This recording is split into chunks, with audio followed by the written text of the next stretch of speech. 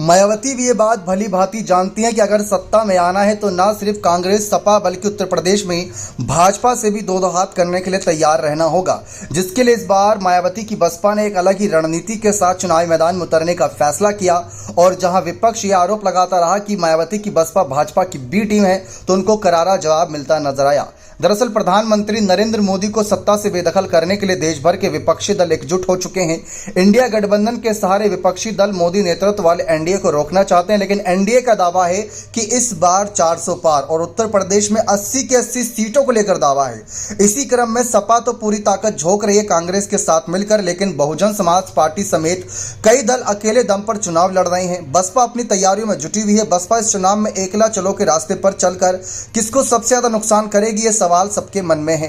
राजनीतिक गलियारों में चर्चा है कि मायावती पहली दलित प्रधानमंत्री बनना चाहती हैं, जिसके लिए उन्होंने अपने तमाम सभी सीनियर और युवा नेताओं को सक्रिय कर दिया इस चुनाव में। लेकिन सबसे बड़ा सवाल है कि मायावती कैसे उस पद तक पहुंचेंगी। राजनीतिक गलियारों में चर्चा है कि बसपा इंडिया गठबंधन को नुकसान पहुंचा सकती है, लेकिन 4 बार यूपी की मुख्यमंत्री रही मायावती ने अपनी शतरंजी चाल से बीजेपी के लिए भी मुश्किलें खड़ी कर दी हैं। यूं कहे तो मायावती ने पीएम मोदी के एक बार फिर से सत्ता में आने के लिए रोकने के लिए पूरी रणनीति तैयार कर ली। साल 2019 के चुनावी नतीजे आप भूले नहीं होंगे। सबसे ज्यादा अगर किसी ने नुकसान पहुंचाया था साल 2019 में किसी विपक्षी पार्टी ने, तो वह बसपा थी, चाहे वोट शेयर के आधार पर देखे या सीटों के आधार पर। लेकिन इस बार मायावती ने यूपी की 13 सीटों पर ऐसे उम्मीदवार घोषित कर दिए हैं जिससे भारतीय जनता पार्टी और एनडीए गठबंधन के लिए समस्या पैदा हो सकती है। बसपा सुप्रीमो ने शुरुआती लिस्ट में मुस्लिम उम्मीदवारों को उतारकर इंडिया गठबंधन को नुकसान पहुंचाने की कोशिश की। अगर बीजेपी के नजरिए से देखा जाए तो बसपा ने 13 लोकसभा सीटों पर उसके लिए मुश्किलें खड़ी कर दी हैं। अगर बात करें गाजियाबाद सीट की, तो मायावती ने नंद किशोर पुंडीर को उतारकर बीजेपी के लिए मुश्किलें बढ़ा दी। इसके साथ ही मथुरा सीट पर यहां पर जिस तरीके से अपने तमाम और प्रत्याशियों को आए यहां पर देखा जाए तो कहीं ना कहीं मथुरा सीट पर कहीं ना कहीं देवव्रत त्यागी को प्रत्याशी घोषित करके बीजेपी के त्यागी वोट बैंक में सीधी सेंधमारी करने की कोशिश है। वहीं बिजनौर सीट पर जाट कैंडिडेट उतारकर बीजेपी को मुश्किलों में डाल दिया है। पार्टी ने यहां से जाट प्रत्याशी चौधरी वीरेंद्र सिंह को टिकट दे दिया। इस सीट से मायावती भी चुनाव जीत चुके हैं। 2019 में बसपा के मलूक नागर ने चुनाव जीता था। इस सीट पर बड़ी तादाद में दलित वोटर हैं। भले ही मलूक नागर इस समय आरएलडी के साथ हो, लेकिन बसपा की ताकत कितनी है तो वक्त बताएगा। मुजफ्फरनगर सीट पर बसपा ने मुस्लिम उम्मीदवार न उतारकर बीजेपी कैंडिडेट संजीव बालियान को सीधी टक्कर दे दी। सपा ने हरेंद्र मलिक को कैंडिडेट बनाया। ऐसे में अगर हरेंद्र मलिक को मुस्लिम वोट एक तरफा मिलते हैं तो बीजेपी के लिए बड़ी मुश्किलें खड़ी हो सकती हैं, क्योंकि बीएसपी ने यहां से दारा सिंह प्रजापति को अपना प्रत्याशी बनाया है। यानी पिछड़े वोट जो बीजेपी को मिल सकते थे वो प्रजापति के साथ जा सकते हैं। बागपत सीट पर बसपा ने प्रवीण बंसल को कैंडिडेट घोषित किया। प्रवीण बनिया समाज से आते हैं और बनिया बीजेपी का हार्डकोर वोटर है। ऐसे में बसपा ने वोट बैंक पर सेंधमारी करके बीजेपी को तगड़ा झटका दिया है। इसी तरह मायावती पहली दलित प्रधानमंत्री बनने के लिए सभी समुदाय के साथ आगे बढ़ रही हैं, क्योंकि बसपा ने लखीमपुर खीरी जिले की दोरहरा सीट पर ब्राह्मण कार्ड खेला। बसपा ने बीजेपी के ही बागी श्याम किशोर अवस्थी को उम्मीदवार बनाया, जबकि बीजेपी ने रेखा वर्मा और सपा ने आनंद भदौरिया को टिकट दिया। बताते चले कि लखीमपुर खीरी ब्राह्मण बाहुल्य क्षेत्र है। ऐसे में बसपा ने ब्राह्मण चेहरा उतारकर बीजेपी का खेल खराब कर दिया है। ऐसे ही बसपा ने उन्नाव में भी ब्राह्मण चेहरे पर दाव लगाया। उन्नाव से अशोक पांडे को उम्मीदवार बनाया है। जिले में 11% के करीब ब्राह्मण वोटर हैं और दलित 24%। दोनों के मिलन पर 35% वोटर बसपा के साथ आ सकता है। ऐसे ही अलीगढ़ सीट पर मायावती ने हितेंद्र कुमार उर्फ बंटी उपाध्याय को टिकट दिया। इस सीट पर भी ब्राह्मण और दलित मिलकर 35% के करीब पहुंच जाता है। यही नहीं रुकती यहां पर बसपा की गाड़ी। मिर्जापुर सीट पर बहुजन समाज पार्टी ने मनीष त्रिपाठी को टिकट दिया है, जहां दलित और ब्राह्मण मिलाकर 30% के आसपास वोटर हैं। इसी तरह अकबरपुर सीट पर बसपा ने राजेश कुमार द्विवेदी को कैंडिडेट घोषित किया है। यहां भी दलित और ब्राह्मण सीट पर 34% के करीब वोट पहुंच जाता है। इसका सीधा फायदा बीएसपी को हो सकता है। इसके अलावा बसपा ने आजमगढ़ सीट पर भी भीम राजभर को कैंडिडेट घोषित करके मुकाबला त्रिकोणीय कर दिया। हालांकि बसपा नेता शाह आलम और गुड्डू जमाली के सपा में जाने से समाजवादी पार्टी मजबूत हुई है, लेकिन मौजूदा समय में इस सीट से बीजेपी के दिनेश लाल यादव निरहुआ हैं। इसके साथ ही घोषित सीट पर बसपा ने पूर्व सांसद बालकृष्ण चौहान को उतारकर मुकाबला खड़ा कर दिया।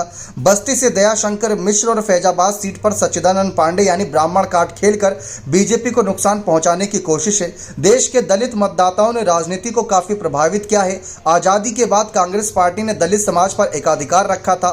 दलित, मुस्लिम और ब्राह्मण के एक अटूट गठजोड़ ने कांग्रेस को मजबूत स्थिति दी थी। बाद में कांशीराम और राज्य में अलग अलग दलित विचारधारकों ने इस तरह से काम किया कि जो दलित वोट बैंक कभी एकजुट हुआ करता था वो तितर बितर हो गया। इसी वजह से बसपा सुप्रीमो मायावती एक दो बार नहीं बल्कि 4 बार उत्तर प्रदेश की मुख्यमंत्री बनी। इस चुनाव में भी मायावती अपने दलित वोट बैंक के सहारे बड़ा खेल कर सकती हैं और पहली दलित प्रधानमंत्री बनने के लिए दावेदारी पेश कर सकती हैं। अब बात आती है कि बहुजन समाज पार्टी सिर्फ उत्तर प्रदेश में खेल करके तो अकेले नहीं पहुंच सकती, उनको जरूरत होगी अन्य विपक्षी पार्टियों की भी, क्योंकि जैसा कि आप जानते हैं कि कहीं ना कहीं बहुमत का आंकड़ा 272 का है और अगर उत्तर प्रदेश की 80 लोकसभा सीटों में बड़ा खेल करती भी है, 20-30 सीटों पर भी अगर बसपा बाजी मार जाती, जो कि बहुत मुश्किल है। हाल फिलहाल के सर्वे तो बसपा को एक भी सीट नहीं दे रहे और यहां तक कि सर्वे का यह भी कहना है कि उनको 6%, 7% वोट मिलेंगे, जबकि पिछले चुनाव में यही वोट बैंक 20% के करीब था। यानी कि इस बार सीधा 14-15% वोट बैंक का नुकसान, और ये बहुत बड़ी संख्या होती है। ऐसे में मायावती नुकसान की भरपाई तो कैसे करेंगी, ये तो सवाल है। लेकिन नुकसान होगा या नहीं, सर्वे सच साबित होगा या नहीं, इस पर भी एक सवाल है, क्योंकि मायावती ने तब मोर्चा नहीं संभाला था, अब मोर्चा संभाल लिया है उन्होंने। मायावती ने साफ तौर पर भाजपा, कांग्रेस और सपा किसी को नहीं बख्शा। खुले मंच से तीनों को ही आड़े हाथ लेती नजर आई हैं, जिससे तीनों पार्टियां यहां पर मायावती को लेकर कोई भी स्थिति स्पष्ट नहीं करना चाहती। क्योंकि अगर हम देखें तो बीजेपी इस बार अपने तमाम वोटरों अलग समुदाय के साथ, जो उनके साथ कोर वोटर जुड़ा हुआ है, उसके साथ दलित और मुस्लिम पर भी पूरा फोकस करे हुए है, जिसमें गैर जाटव और जाटव दोनों को ही जोड़ा गया है। वहीं सपा की अगर बात करें तो उनका तो पीडीए फॉर्मूला है, जिसमें पिछड़ा, दलित और अल्पसंख्यक के आगे बढ़ रही हैं। वहीं ओवैसी और पल्लवी पटेल पीडीएम के सहारे आगे बढ़ रहे हैं। यानी कि हर कोई डी को, यानी कि जो डी फैक्टर है दलित, उसको साथ लेकर चलना चाहता है, क्योंकि कई सीटों पर दलित मतदाता आखिरी समय में खेल पलट देते हैं। ऐसे में पिछले चुनाव में भी हमने जैसा कि आपको बताया कि साल 2014 में करीब 71 सीटें भाजपा उत्तर प्रदेश से जीती थी, जो कि बहुत बड़ी ज्यादा यहां पर संख्या थी। अगर देखा जाए 80 में से 71 सीटें तब बसपा 0 पर थी और सपा 5 पर थी। बाकी अन्य, जिसमें कांग्रेस के खाते में करीब 2 सीट और अन्यों के खाते में भी सीट जाती नजर आई थी। लेकिन जिस तरीके से यहां पर माहौल बदला, फिर अगर हम देखें साल 2019 में करीब 62-64 सीटों पर यहां पर एनडीए दल पहुंचा था, जिसमें करीब बसपा के खाते में 10 सीट, कांग्रेस के खाते में 1 सीट और सपा के खाते में 5 सीट, यानी टोटल 16 सीट जो विपक्ष के खाते में गई थी, उसमें बसपा को सबसे ज्यादा सीटें मिली थी। अब 2019 और 2024 5 साल का डिफरेंस है, लेकिन इस बीच नगर निकाय चुनाव, विधानसभा चुनाव, एमएलसी चुनाव, राज्यसभा चुनाव, जिसमें बसपा को चारों तरफ झटका लगा। एमएलसी यानी कि उनका भी विधान परिषद में एक भी सदस्य नहीं है, राज्यसभा में भी कैसे ही पहुंचेंगे, विधायकों की संख्या नहीं है। दूसरी तरफ अगर हम देखें तो विधानसभा में उनका एकमात्र विधायक है। तो ये आंकड़े मायावती को डराने वाले हैं। इसी वजह से मायावती ने इस बार सर्व समाज को साधने की कोशिश करी और ऊपर से यहां पर युवाओं को साधने के लिए अपने भतीजे आकाश आनंद को भी पूरी तरह से एक्टिव कर दिया और छूट दी है। तो ऐसे में मायावती क्या पहली दलित प्रधानमंत्री इन सब के जरिए बन पाएंगे या नहीं, ये देखना दिलचस्प रहेगा।